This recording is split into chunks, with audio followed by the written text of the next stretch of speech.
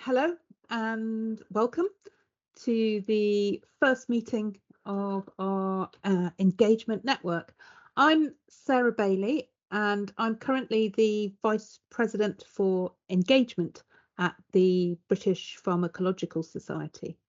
And in that role, I chair the Engagement Committee, and together we've been working towards the launch of this engagement network for almost 2 years.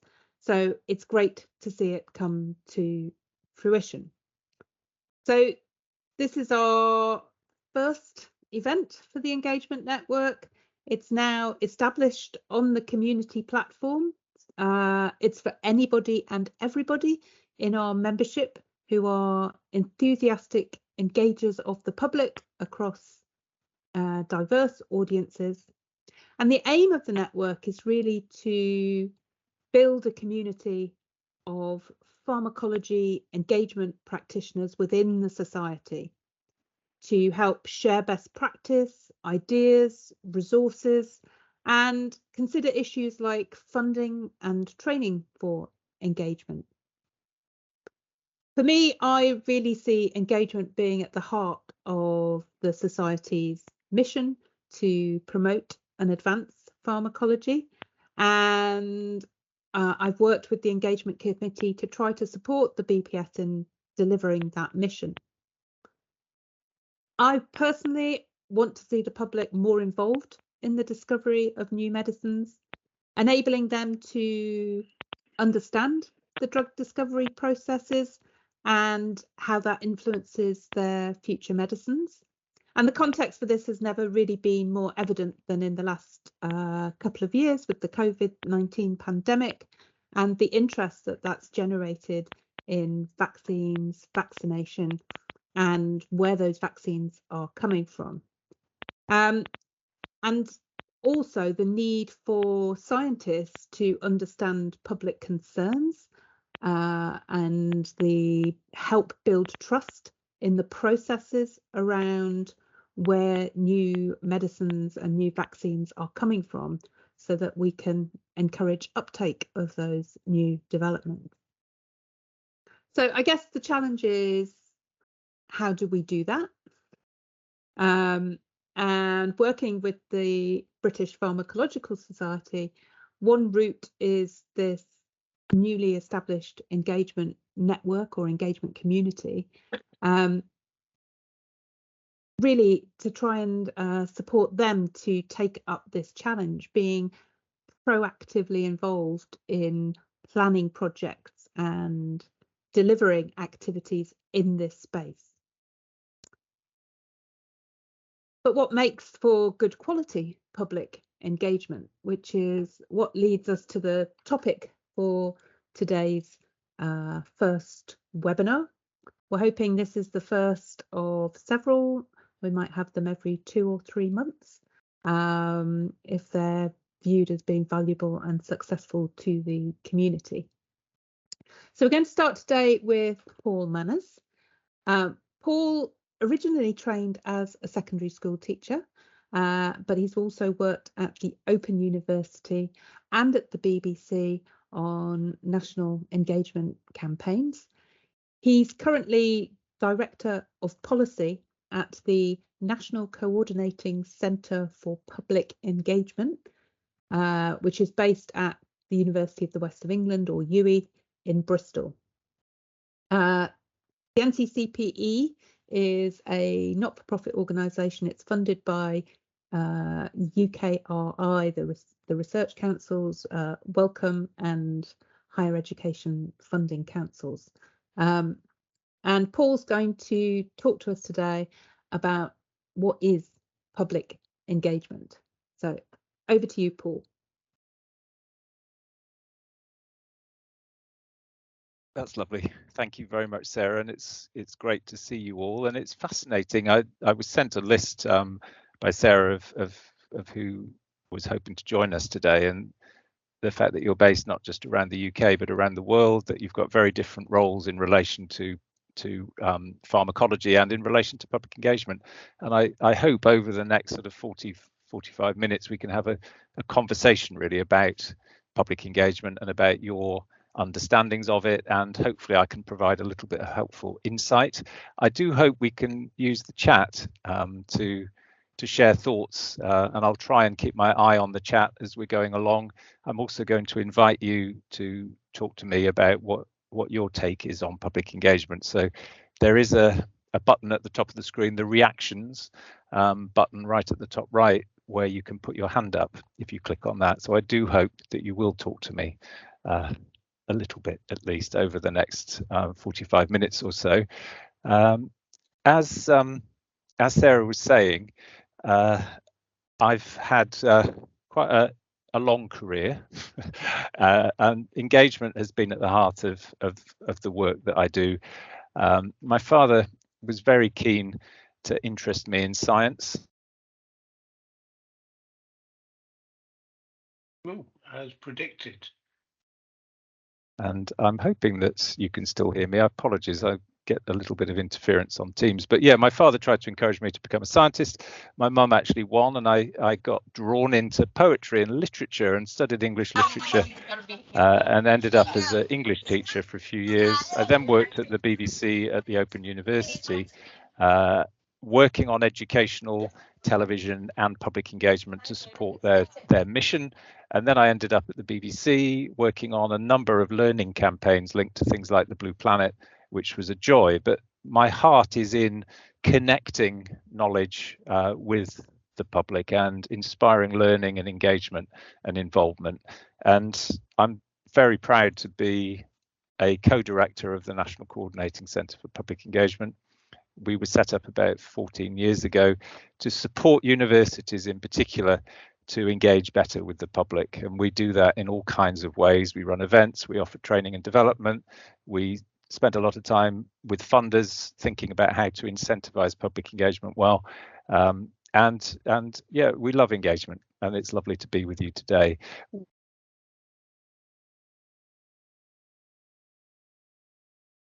Again, I think I may be on hold at the moment. Yeah, what I'm planning to do today is to cover these 4 topics. What is public engagement?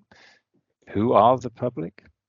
Why does public engagement matter? And building public engagement into your professional life, because I think it is not straightforward. And I would love it if in chat you were happy to just tell each other a little bit about who you are, where you're based, because I know not everybody's based in a university, and you're also not all based in the UK. So do please use the chat to introduce yourselves to each other. And I'll get started on what is public engagement. And I've offered you 7 photographs of activities. And I'm kind of intrigued to know if any of these images is particularly relevant to you in how you understand public engagement. If you had to choose one of those 7 images, would you pick one of them because it best captures what you think public engagement is?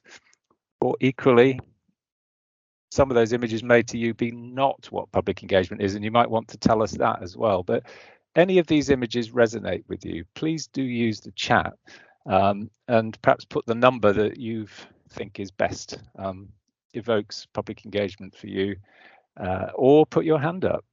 It would be wonderful if anybody was prepared to break the ice. And Sarah, I may put you on the spot to just get us started and ask you whether you have a favourite image from this collection. I think I recognise number 2 as a sort of young children audience, but I think I like number 7 because it looks like the people are having a conversation. Yeah. That is a researcher. I think I think it is Imperial College who set up a kind of pop-up shop in a local shopping centre, and it was to do with heart and lung research that was going on, and they invited people to come and chat to them about the work that they were doing, and also to talk to them about some of their priorities for the future of the research that they were planning. So yeah, yes. Anyone else prepared to put their hands up? Or there's a few in the chat. Great, I've got some comments coming in already. I don't see anybody actually putting their hands up. I just see people making really thoughtful comments, so thank you. Photo number 2, Laura, you're saying young people in an informal setting. Yes, and look at that expression on that little boy's face. I mean, if anything captures the joy of engagement and the connection that it can make, I think that photograph does. So that for me is a particular favorite, just because it captures the value of engagement, I think, for young people. Who else have we got? We have quite a few people going for 2. Neera, you've mentioned intergenerational engagement, number 7, which again, yes, I absolutely agree. Really important. Just for reference, you know, the first picture is of a project at the University of Manchester, looking at age-friendly Manchester, it was called, but it was the researchers sort of at the back with the glasses sort of leaning in, working with a group of older people as co-researchers is how they described it, actually working together to look at how to make the city more friendly and more welcoming of older people. And a tremendous amount of intelligence and insight came from those older people who worked with the researchers, and it led to a set of really important kind of policy recommendations in the city that got taken up. I wonder, has anybody picked number 4? We have, I presume most people will recognise Brian Cox sitting in the top right, an amazing communicator who's done wonderful work to excite people about astronomy and physics, etc. But I'm not noticing anybody so far picking number 4 as an example that they love. Okay, thank you for your comments. Please do over the next 40 minutes or so, pluck up courage to talk to me. It makes it so much more fun, if you will. But for now, let's sort of crack on just a little bit. And in terms of how we at the NCCPE have chosen to describe and define public engagement, it's a really hard thing to pin down, actually, because there are so many different methods and approaches and motivations for people. So we try not to be too prescriptive.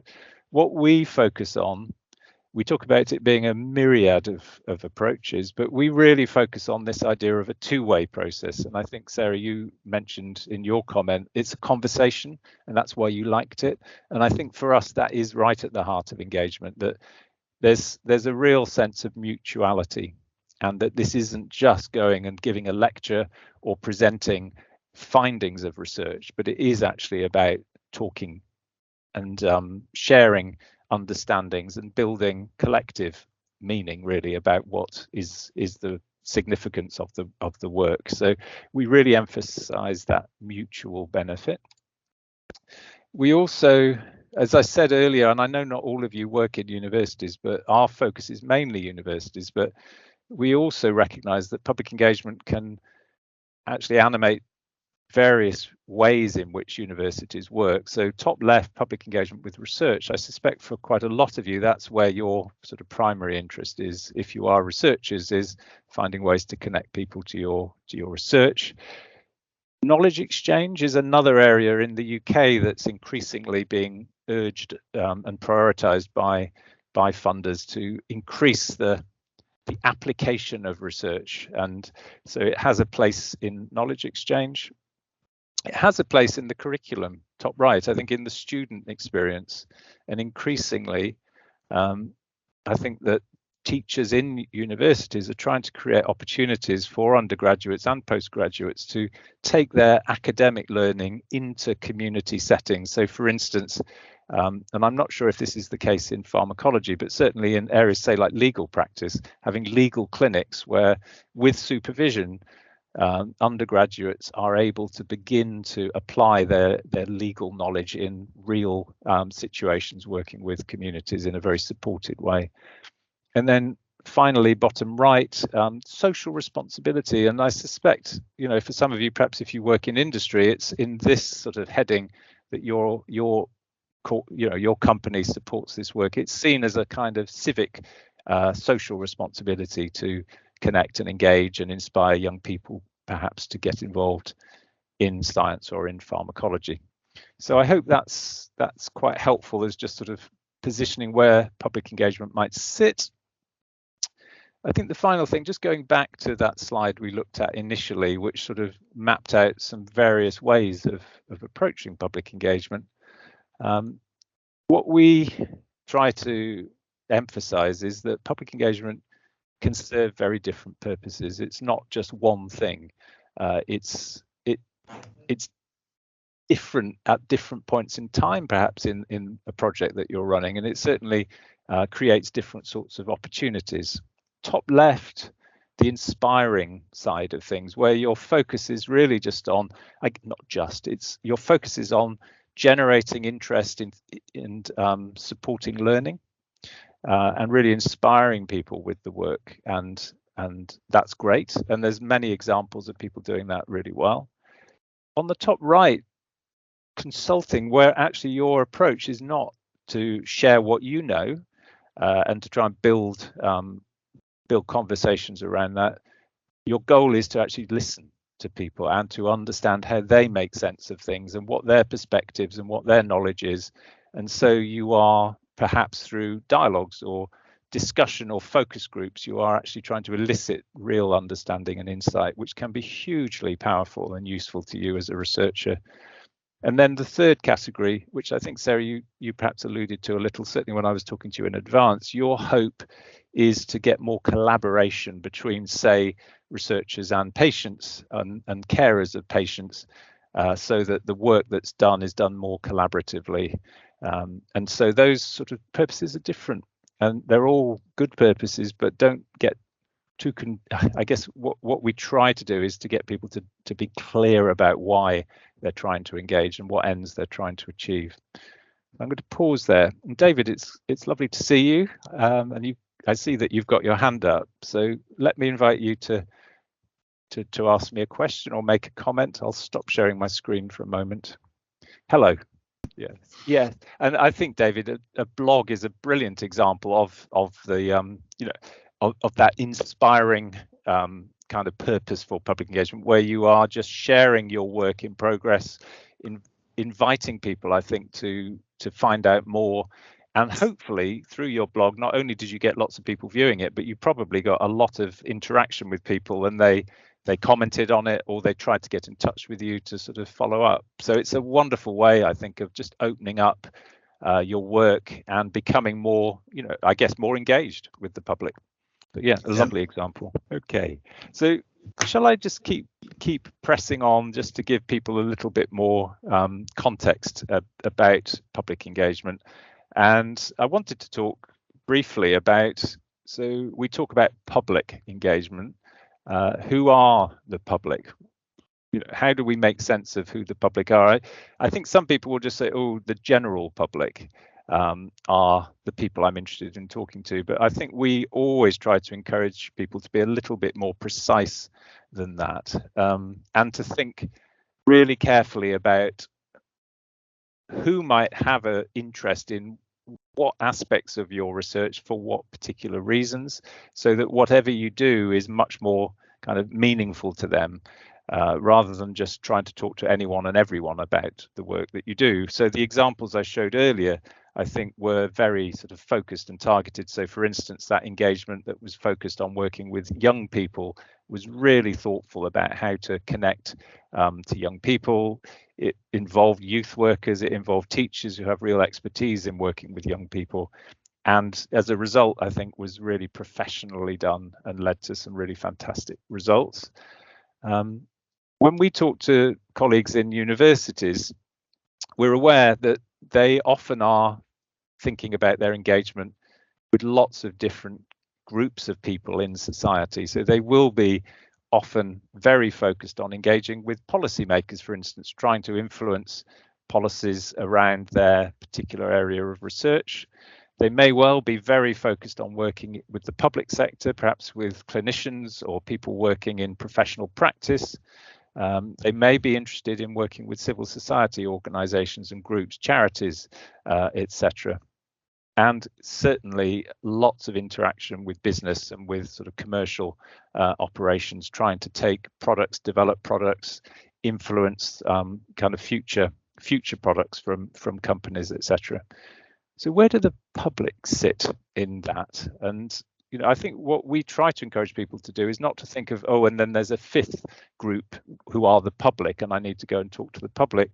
We think that the public actually have a stake and have an interest in all of those other places. And so, for instance, if you were talking about working with the public sector, you would also potentially be thinking about service users or patients who are working with, say, clinicians or people in medical practice.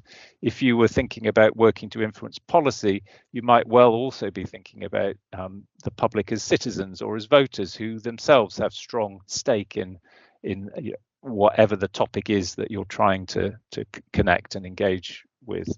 If you're thinking about working with business, then you might well be also thinking about the public as customers or employees or audiences of those businesses and bringing them into the conversation in that way. So, that's one way that we encourage people to think about who the public are. Another way is to think about demographics, actually, and to be really sensitive to the age, the ethnicity, the gender, the economic status, the level of education, the income level and employment, and to be really thoughtful about that. And I think there's increasing ambition and expectation that we think very carefully about not just engaging with people who are already significantly advantaged and connected to education and to I guess people with significant privilege, but to think about how we can do our engagement in a thoughtful way that makes it more inclusive of more people.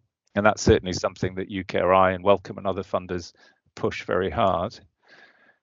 I think also it's important to just think about the public and to try and understand their attitudes to things. And this piece of work that was done by the Royal Society of Chemistry, I find really quite helpful. They were concerned maybe 5 or 6 years ago to better understand how the public makes sense of chemistry, what their attitudes towards it are, and to use that to help inform their future work. And it's really quite striking what they discovered. And these are just some of the headlines. 84% of the UK public agreed that chemists make a valuable contribution to society. But look at this, sad, 12% of the chemists we interviewed thought the public, only 12% of the chemists thought that the public would actually believe that. So there was a real kind of attitudinal problem perhaps amongst chemists who felt that nobody really was interested in chemistry, and that's far from the truth. And that actually was quite liberating, I think, once they realized that there was a lot of interest and a lot of potential to connect people with chemistry. Don't be so defeatist. Chemistry is interesting. And 62% of the UK public agreed that jobs in chemistry are interesting, but only 27% of the chemists thought that the public would have said so. And then I found this the most sort of sad in a way, that 88% of the public said chemists are approachable, but only 20% of the chemists who were interviewed agreed that would be the case.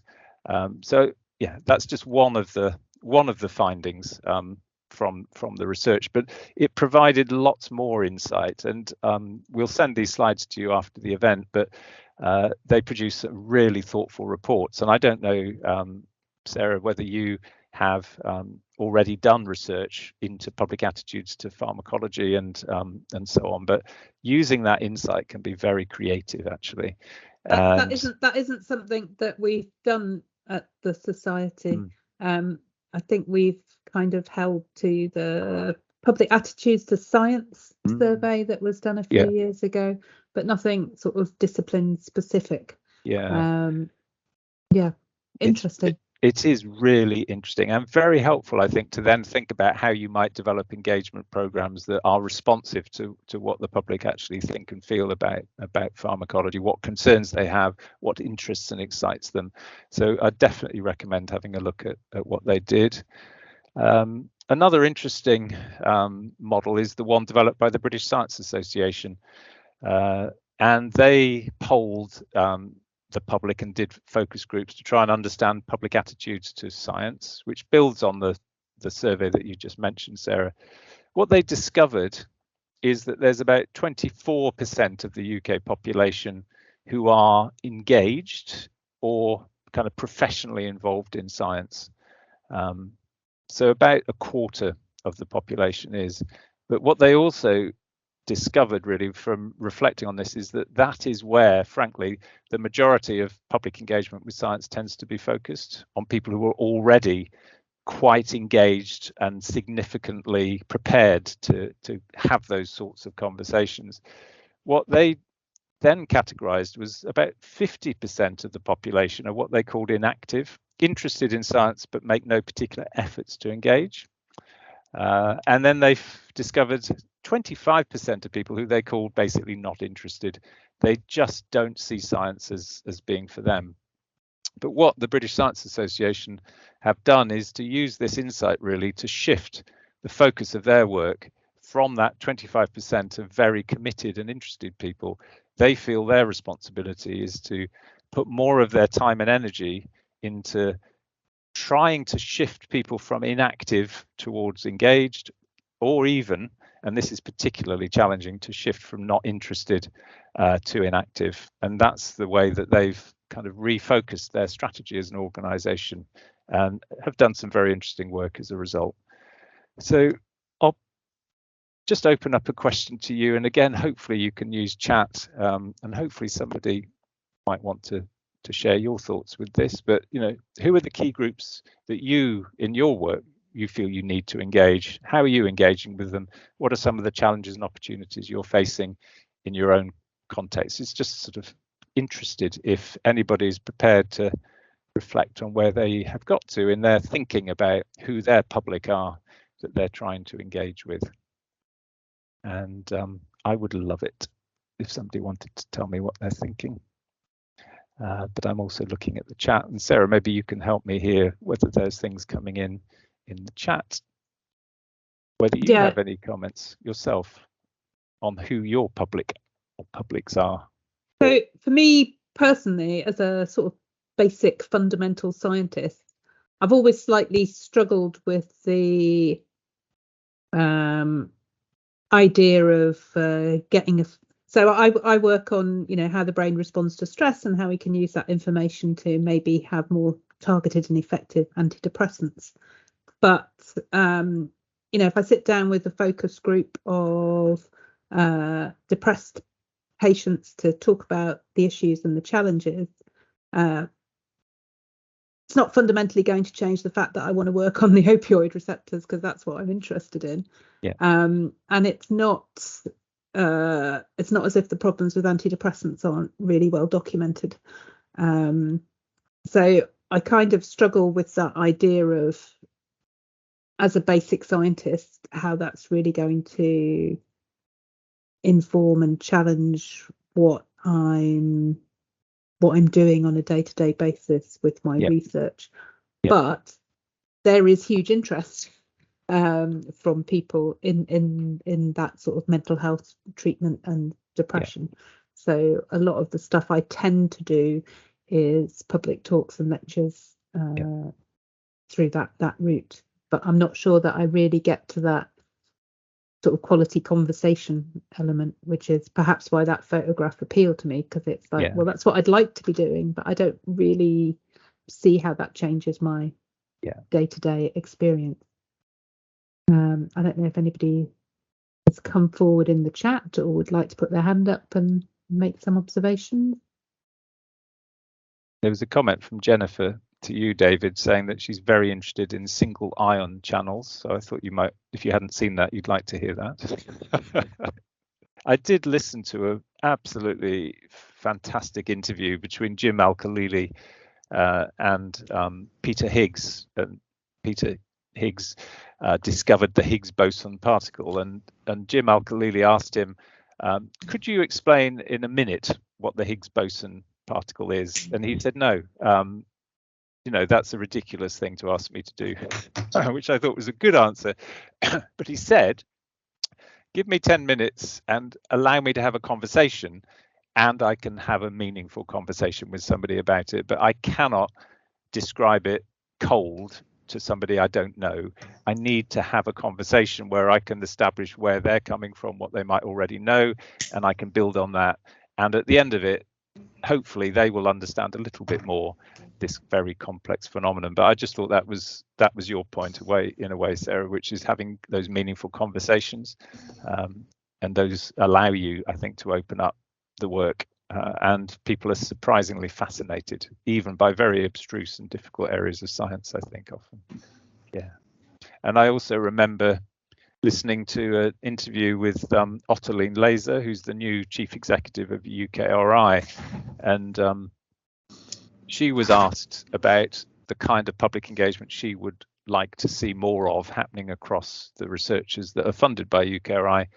And I think she was in a conversation where Paul Nurse was speaking, and he's a very, very eminent scientist with a very particular view about opening up science, and Paul was very keen to see lots more interaction in schools and lots more kind of formal public engagement activity being done. What Ottoline said is, I just wish scientists would talk to people on the bus or in the bus stop or in the shops or their friends. Actually talk to your friends and your contacts about the work that you do, and just open up conversations in quite informal ways with people. And I don't know about all of you, but certainly I experienced that during COVID-19 and so on, a huge interest from people in what on earth is happening and how might science be able to help. So I think all of us have a responsibility to chat about science and not necessarily feel that we have to go through very formal planned activities all of the time to do public engagement. I wondered whether it might be helpful to just talk a bit about why public engagement matters, because clearly you're probably here because you think that it does, or you think that it probably does, and you'd like me to perhaps convince you. I'm not sure I can do that, but I do think we all need to know why we invest our time and energy in things, because we're all so incredibly busy. And this is a bit of a wordy slide, but I think it is quite helpful to try and help you think about, so what is it from your point of view that motivates you to want to do public engagement? And this is based on some work done at the University of Sussex, I think, around science and science engagement. But they offered four, we've adapted it slightly, 4 different reasons. And I'd love to know which of these 4 resonate most with you. The first is normative reasons, they call it, social science speak, but it's the right thing to do. You know, research and innovation are a public good. We have a moral and social responsibility to embrace equality and social justice and empower citizens to participate and contribute to research and innovation. So that's the kind of moral argument.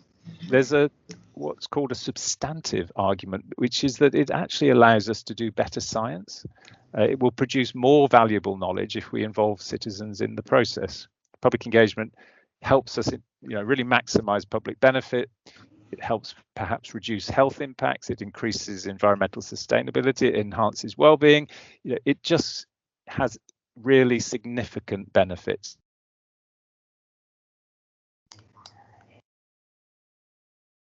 And I think I may be on pause. So the third was instrumental. And I hear this a lot, but frankly, we have to do this, because if we don't, we will lose public support for science and for the work that we do. And if we don't prioritize it, we'll lose both political support, public support. It'll affect our funding. So we need to get on with this, because those things are deeply troubling for us. And then, the fourth is statutory reasons. Actually, it's mandated.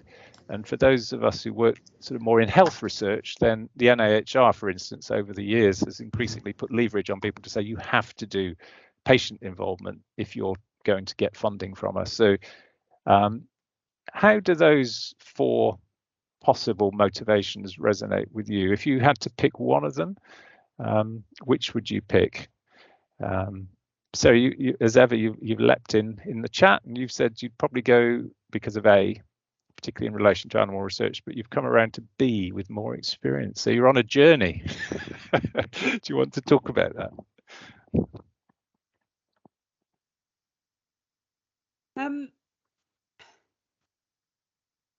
think but people probably start engagement for all sorts of different reasons. But I think I've always kind of felt we're largely spending public money, so we should be telling the public what we're doing. Yeah. And but it was quite difficult around a lot of stuff I was doing in the early part of my career around animal research to talk about that. And for a whole host of reasons, that's got a lot easier. But as I've done more and more, I kind of see the value of actually having conversations with people and what they say and the level of interest and what they're interested in. It's personally quite rewarding, actually, when you have a good conversation with someone. Sure. Yeah, and I've just noticed Stefano has plumped for B. It would be best because it becomes part of the sort of scientific practice, and David has also selected B. And I think, I think that frankly it's probably a bit of all of them in practice, but it's quite useful, I think, to really sort of settle on this. And I think particularly if you choose the B motivation, then what it implies is that your whole kind of mindset as a researcher and as an academic needs to change, because this is not about something you do perhaps as a voluntary activity on the sort of edges of your professional career, but actually this is a way you do research because it enables me to do better research. And I think, Sarah, that's the journey you've sort of described, that you're trying to bring it right into the heart of your kind of identity as an academic researcher, and not see it as a kind of a moral duty to do a bit of public engagement when I can fit it in. And that's a big shift. It really is. Yeah. And this is another way of coming at why does public engagement matter? And forgive me if anybody works at the University of Oxford, this image just sort of popped up when I was looking for an image of a traditional university. And I'm not for a minute suggesting that the University of Oxford is any of these things, but it is fair to say that in terms of the political discourse around universities at the moment, and for the last 10 to 15 years, there have been a lot of claims that we are as researchers, and whether we work in universities, frankly, or in industry, frankly, we are potentially secretive and untrustworthy. We can be accused of being irrelevant and out of touch. We can be accused of being unaccountable and wasting taxpayers' money, or not being a good sort of use of taxpayers' money.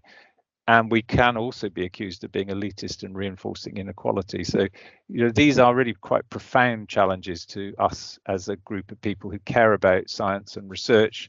And if we don't attend to these concerns and we don't engage with people to try and address them, then we do risk, I think, our license to practice. We risk the sort of future funding for the work that we do, and we risk our reputations as scientists and as researchers.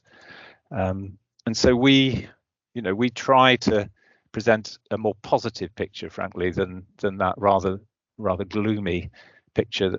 And we talk about, public engagement matters because it helps with the relevance of the work that we do, and it helps us tune our research and teaching better to society's needs.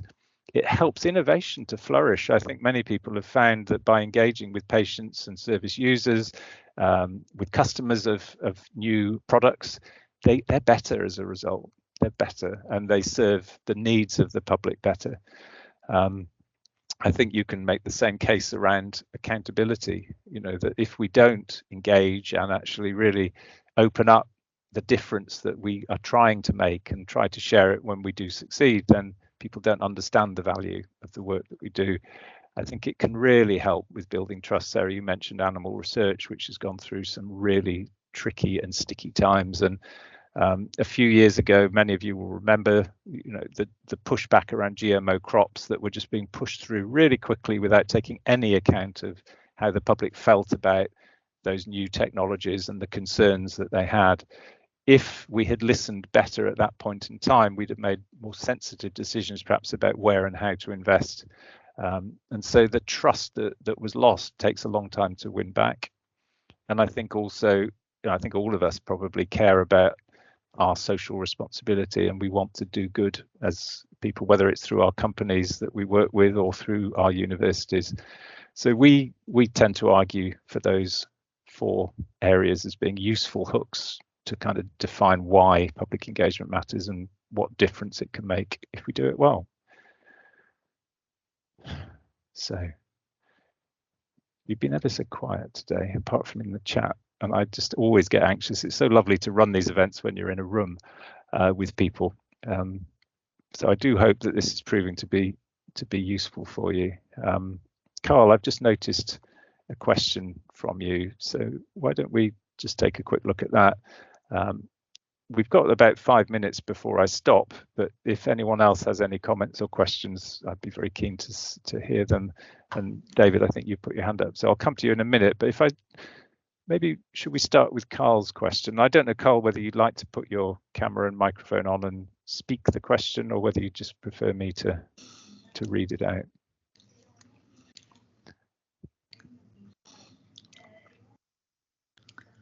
I'll assume that you're preferring me to deal with it. So how has scientific misinformation changed public engagement? I feel as though instead of trying to increase the public's understanding, we end up fighting each other or trying to fight misinformation and lose track of the original goal, which is to get regular people more involved. And yeah, I appreciate, Carl, you're in a library. Yeah. Yes, out of respect to the other library users. Yeah, so how has scientific misinformation changed public engagement? Yeah, I think that's, from my point of view, the 2 things are intimately related, and all the way through, the history of the last sort of 15 years, there's been a real tension between what our kind of idealistic ambitions are for public engagement and the realities when scientific misinformation creates real disturbance. And so early on, I just mentioned GMO crops and so on, and that created a real test and a real sort of shock to the system. But more recently, with the proliferation of channels to open up misinformation about science, that's created a huge amount of noise and a real challenge for those of us who want to try to get reliable, reputable science into those public conversations. So I think you're right. It's had a real impact, and I'm trying to sort of think about your question about has it meant that we've lost track of the original goal, which is to get regular people more involved? I don't know. I don't think it has. I think that's still a really important part of it, but I think perhaps we need to worry more and more about how misinformation is actually making it a harder and harder job for us to connect and to engage about the work that we do.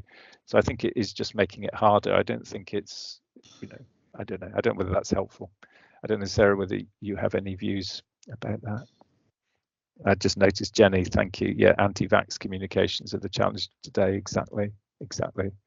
Yeah. Yeah, I think that, I mean, we do differentiate between public engagement and public relations.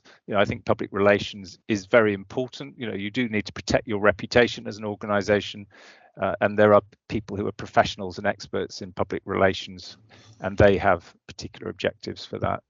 But I think those of us who care about public engagement want an honest and sometimes robust conversation about the work that we do. And so I think, yeah, I know that the BPS is really committed to high quality public engagement, but it also has a responsibility, I guess, to promote the reputation of pharmacology and pharmacologists. So it's quite a fine line to walk. I think that it's a fine line.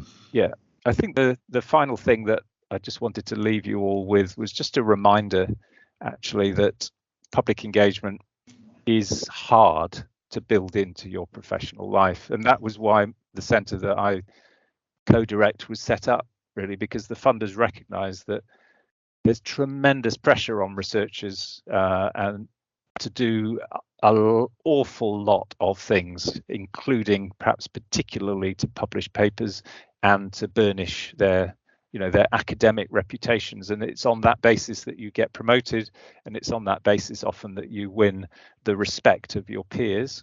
And that's a reality. This report that was published back in 2015-16 I think things have changed significantly, but this was on the back of the GMO kind of crisis, where there was a real recognition that science communication and public engagement was simply not a priority in universities, and it was leading to a real kind of breakdown of trust in science. And they reviewed and they surveyed and interviewed a lot of academics and researchers, and you won't be surprised to hear that they found significant barriers. The need to spend time on research was stopping people engage. 29% said that was the main drawback. 20% agreed that scientists who engage are less well regarded by other scientists. 3% cited peer pressure as a barrier. These cultural factors are significant.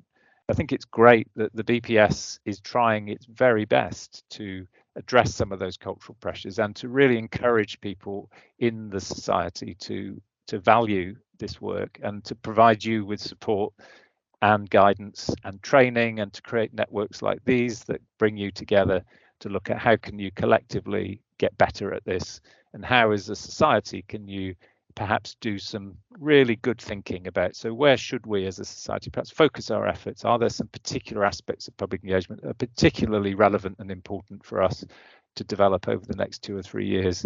Where do we focus our attention? And so I've enjoyed talking to you. I'm sorry it's so short. I'm sorry that I've not been able to meet you in person. I'm going to hand back to Sarah and to Charlotte to just talk a little bit about what next from the BPS, and thank you for your time. Thanks, Paul. It was really interesting overview. I'm going to just hand over to Charlotte Senior, who is in the BPS office, and if you've ever emailed about engagement, Charlotte is who your email will end up with. So she's going to just talk a minute about what the BPS are trying to do in this space. Thanks, Charlotte. Thanks, Sarah, and thank you, Paul, for your fabulous presentation today. I'll certainly be leaving to think about how we can assess, how we can conduct some assessment of pharmacological attitudes in the public. Here at the BPS, we're always keen to support our members to engage with all audiences, whether public or also your peers, in whatever format that means for you. So majority of a major way in which we do this is through our engagement grants, which offer up to £2,000 per applicant to create and develop engagement and outreach activities that will reach a variety of audiences. We accept applications on any subject related to pharmacology, but are particularly interested in those which cover how medicines are discovered and developed, and which target the adult public group that we've particularly been talking about today. Past projects, as an example, include a board game to promote pharmacology and drug discovery, and also the bench to clinic translation of natural products using the potions found in Harry Potter. We have 2 calls for applications each year, one in the summer and one in the winter. The summer call is about to come to a close, but the winter call will be opening in January, which I'd like to highlight, as I would greatly encourage anyone with an idea for a project, whether fully formed or just starting at the seed level, to get in contact by email. I'd also like to point out that we have a library of resources available on our website for use for public engagement, whether it's a colouring book or even career progression leaflet. These can be downloaded by anyone, not just our members, and we can also provide physical copies on request. Before closing, I'd also like to signpost, as Sarah did earlier, to our new engagement network, which is hosted on the BPS community. As Sarah said, the engagement network has been launched as a space for members to learn and share insights about public engagement, and is also where we'll be hosting our webinars. On this platform, shortly after this session, we will be sharing a survey where you can contribute your ideas of where you would like the engagement webinars to go. So topics, speakers, whatever you're interested in. We're very keen to hear so that this can be developed into a series for you. It's not just us telling you what public engagement is. And so, yes, again, I'd like to say thank you so much to Paul and to Sarah, and that everything that's been mentioned today, including from me and also from Paul, will be included in an email following the session. So you'll have links to everything that appears online. Thank you very much. That's great. Thanks, Charlotte. If you have any comments or questions for anybody, please put them in the chat. But I see that we are at 2 minutes to 2. So if you need to head off, of course, please leave the meeting. Thank you for joining us today. I hope you've enjoyed this session, and hopefully see you at the next one. Thank you.